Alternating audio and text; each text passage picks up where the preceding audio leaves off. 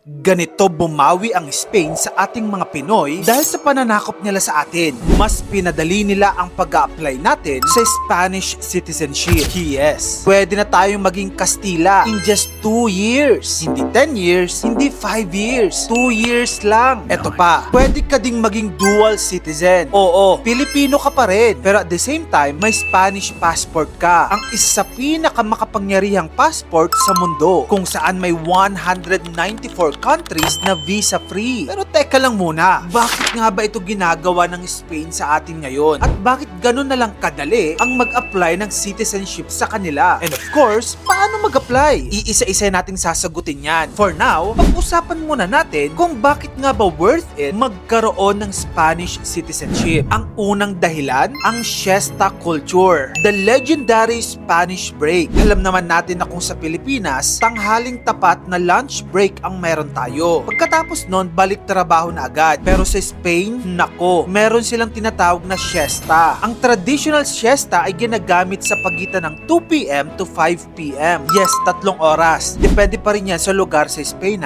kung saan sa mga oras na ito, nagsasara mga stores, nagsha-shutdown ng mga small businesses, pati mga bangko nagsasara, even yung mga government offices. Para saan? Well, para magpahinga talaga. Kapag oras ng siesta, ang mga Espanyol ay natutulog, nanananghalian ng mahaba, tumatambay, nagkakape, umiidlip o nagre-relax kasama ang pamilya. Ibig sabihin, sa Spain, yung trabaho nila sa gitna ng araw may kasamang pahinga. Walang guilt, walang stress. Because sa Spain, productivity equals balance. Hindi pagkamatay sa overtime. At scientifically proven ito. Ang siesta culture nakakatulong magpababa ng risk ng heart attack, hypertension, stress-related illnesses, burnout at marami pang iba. Ang pangalawang dahilan kung bakit worth it sa Spain ay dahil yung healthcare system nila one of the best sa buong mundo. Kung sanay ka sa emergency room sa Pilipinas na parang pila sa LRT, sa bansang Spain, universal healthcare. Libre o sobrang mura ang hospital visits, surgeries, check-ups, maternity at emergency room. At yung mga hospital nila, nako, sobrang linis, sobrang modern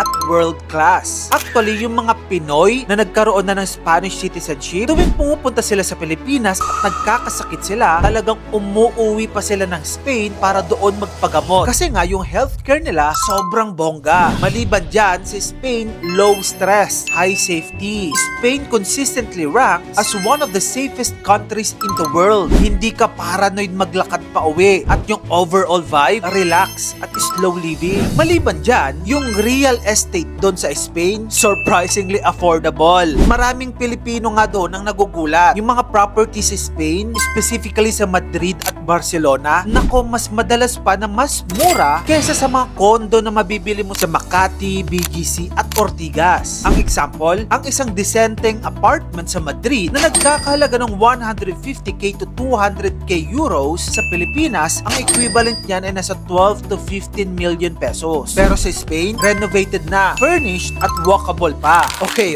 get, sobrang ganda ng Spain. Pero bakit nga ba nila tayo binibigyan ng ganitong pribilehiyo? Simple lang ang sagot. Spain colonized the Philippines for 333 years. 3 siglo. 3 henerasyon ng lolo mo. At dahil doon, may special historical ties tayo sa Spain. Kumbaga, may utang sila sa atin. At binabayaran nila ito with these perks of generosity. At parte ng pagbawi na yan ay ang shortened residency requirement for citizenship sa mga countries na naging colony nila. Kaya nga tayo dito sa Pilipinas, 2 years lang. Habang ang iba, kailangang maghintay ng 5, 10, minsan 20 years para magkaroon ng Spanish citizenship. Pero tayo, may VIP lane, fast track. Well, pero ang mahalagang tanong, ano nga ba yung mga paraan para magkaroon ng Spanish citizenship? Well, marami. Maaari kang pumili sa mga ito. Una, work visa. Andyan din ang study visa, family ties, digital nomad visa, at kung may pera ka, the golden visa. Yung the golden visa, kung meron kang 500,000 euros or approximately 30 million million pesos at bibili ka ng property doon sa Spain, automatic ka nang papasok sa residency program. At kung makapag-ipon ka naman or magpasok ng joint investment, nako, ito yung pinakamabilis at pinaka-smooth na path para magkaroon ng citizenship. Kumbaga, kung bibili ka ng condo doon, may kasama ng passport na libre. So yun na nga mga kamagkano. Kung pagod ka na sa mga visa applications at mahaba ang pila sa mga embassy, Spain might just be your biggest life upgrade. Kung gusto pa na magayto pang klaseng content, dito lang yun sa channel ko, kaya follow ka na. Mag-subscribe ka na rin sa aking bagong YouTube channel. Yun lang, maraming salamat sa panonood mga kamagkano.